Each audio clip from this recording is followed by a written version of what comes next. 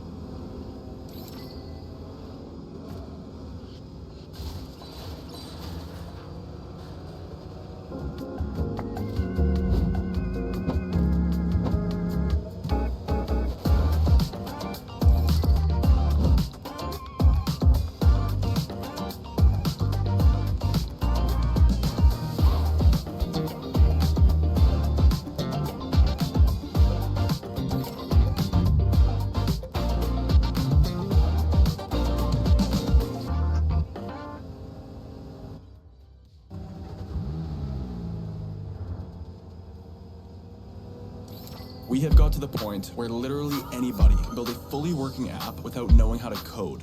This is Base 44. This is a first look at the current industry-leading AI app builder, and you wouldn't believe the kind of apps that people are creating. Smart nutrition apps, inventory trackers, onboarding tools, you name it. And if the only thing stopping me from making the app is the idea, why not build an app that gives me endless app ideas? So let's make it. Pro tip, I draft the full app spec in ChatGPT, and then I drop the prompts directly into Base 44. It gives me super detailed structure. And here it is. Everything I laid out in detail as it goes. This is pretty awesome, but I want to make it playful. So I'm going to add a swipe left and swipe right interface. Same usability we all know. Now I'm going to add one more feature. So every idea that I favorite will turn into a kickoff prompt to start building the app itself. And that's it. Just come up with your idea, any idea, and Base 44 will do the rest. So go to Base 44 and create apps with your name on it.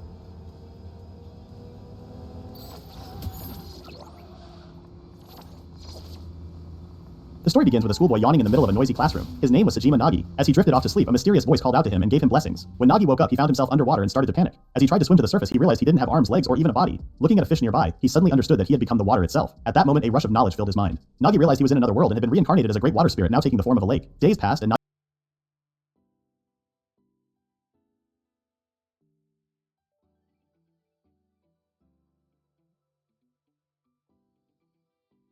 Dude, check this out. New credit card. Oh, one of those metal ones. Yeah, it's heavy. It's... Oh, you think that's cool? Look at my credit card. What the hell is that? Dude, that's insane looking. It's my Chase Plutonium credit card. Wow, very luxurious. I can't believe how thick it is. Wait, don't. Well, of course it's gonna burn him. It's made from weapons-grade plutonium. Why would you have that? Because I'm not gonna have some broke-ass Wells Fargo card. How do you even use that? Yeah, who would even accept it? Very few people accept it. It is a big inconvenience to use. But you know, that's what exclusivity is all about. That's what it is. How does it even fit in your wallet? It doesn't fit in my wallet, but the bigger issue is that it lights my wallet on fire. Melts all of my IDs. I've been to the DMV like 12 times this month. What's happening to your face? Oh, this? Oh, it's acute radiation syndrome. Yeah, happens anytime I pull out the car. Are you sure this is safe to have out? It's literally turning green. It's just oxidizing. That happens all the time. That's your hair. That is your hair. Don't worry about it. Guys, I'm fine. Alright, I'm fine. And by the way, when's the movie gonna start? What movie? What are you talking about? Oh, it's liquid metal. It's melting the floor. Don't worry, guys. I'll cover drinks tonight. We're not worried about that. I'll put it on my card. His clutch is burning. If it makes you feel better, you can Venmo me. Wait, should we call an ambulance? Yeah, I think also the Pentagon. Dude, check this out. New credit card. Oh, one of those metal ones. Yeah, it's heavy. Please have your ID and boarding pass ready. Max, sit. Back off, please! Stop that dog! Max. Oh my God, come here, boy. Max, there were me. Hey, it's okay, it's me. Hi, buddy. Oh, I missed you so much. Easy, boy. You have a Easy. situation? Please have your ID and boarding pass ready. Max, sit. Back off, please! Stop that dog! Max. Oh my God, come here, boy. Max, there were... What is that? Something's falling from the sky. It's gotta be another surprise ambush from Whitebeard. You just have to overdo it every time. This is because of his death wing. Oh, so it's all my fault? Who cares whose fault it is? We're gonna die! It's all frozen down there!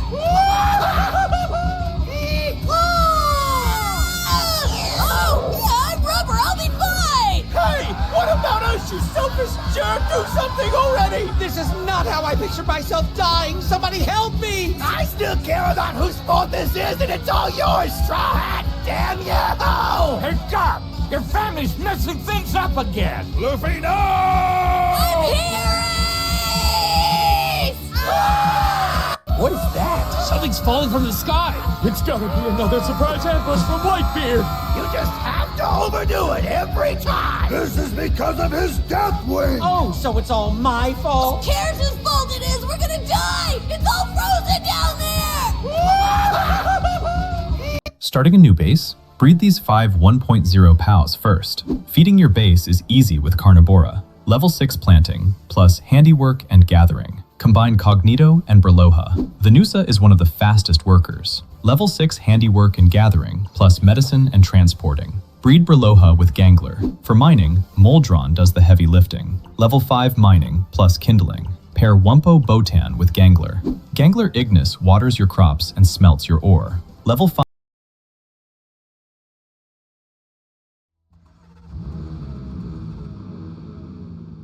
With a cold, calculated look in his eyes, our boy Cao Shu pulls the trigger, landing a perfect fatal shot right into the chest of the wealthy boss, which instantly sends the boss's bodyguards into a panicked, trigger-happy frenzy, riddling Cao Shu with a barrage of bullets before he can even make a run for it, leaving him bleeding out on the cold pavement, completely satisfied with his suicidal revenge, while the corrupt tycoon lies dead beside him, proving that money can't buy a second life. But as the light fades, Cao Shu can't help but curse the unfairness of his tragic fate, reaching out toward the sky one last time as his vision begins to blur, only to find himself falling into a dark, endless abyss of pure nothingness, until his eyes suddenly snap open, signaling that his story is far from over. He wakes up in a modest, sunlit bedroom, completely devoid of any bullet holes. Clutching his perfectly intact chest, Nian gasps in utter disbelief at his sudden survival, scanning the messy room only to realize this is his old college student apartment, while the television screen blares an advertisement for the newly launched virtual reality game, Conviction, confirming his wild suspicion that he has actually traveled back to the very beginning. Standing before the mirror, Nian holds up a framed photo of his family, remembering his parents back when they were still happy, healthy, and alive, before their border trading business struck gold by selling rare, highly valuable strategic mineral ores, which quickly funded a massive smelting empire that showered his family in unimaginable wealth, until that massive mountain of cash inevitably attracted some incredibly dangerous, greedy predators. Nian remembers how Cao Shu's ruthless financial empire drove his parents to an early, tragic grave, having spent his youth as a lazy, rich slacker before losing everything and choosing mutual destruction. But with this miraculous second chance, he vows never to let his family suffer that fate again, especially since he can exploit his past life knowledge as a level 180 great thief in the game Conviction, which according to his phone has only been launched for a mere 7 days, giving him the perfect window to catch up and completely rewrite his family's tragic future. Checking his bank account, he realizes he has just enough cash to buy a basic gaming helmet, gripping his clothes in sheer determination as he prepares to dismantle Cao Shu's entire empire, throwing on his jacket with a newfound fire burning in his eyes as he steps toward his destiny, ready to conquer the virtual world under the quiet cover of night. Holding up the sleek VR helmet, Nian prepares to dive in despite his 7-day delay, slipping the device over his head as the system initiates his digital descent, where he is greeted by a massive world map divided into 3 distinct factions, ranging from the human-led Viridian Empire to the tribal alliance of the Citrine Empire, not to mention the dark faction ruled by ruthless Dominican and undead tyrants, or the massive peace-loving giants who prefer to stay out of everyone's way. But Nian immediately locks in his choice to recreate his legendary Gale Thief, instantly transforming his avatar into a swift shadow-stepping master of the blade, spawning right above the floating capital of the Viridian Empire to choose his name, officially entering the virtual battlefield under his legendary new alias, Nirvana Flame, spawning directly into Kalori City, the massive, bustling capital of the Viridian Empire. Nian stares at his level 1 stats, feeling the incredibly familiar rush of his old life, allocating his points with absolute precision to avoid the rookie mistakes of his past life, as he steps out into the crowded plaza where players are constantly teleporting in, only to immediately spot a merchant trying to hustle newbies with overpriced starter daggers, a classic scam that our boy fell for last time but not today. Nearby, another player shouting to sell a rare stealth skill book for 6 coppers, which is way too expensive for the average player but instantly catches Nian's eye, prompting him to step up and negotiate for the essential early game thief skill, knowing it is the key to unlocking a high-level hidden chest before anyone else. Nian casually proposes a trade, offering a game-changing secret in exchange for the book. This seller instantly scoffs, calling our boy a delusional nutjob trying to score free loot,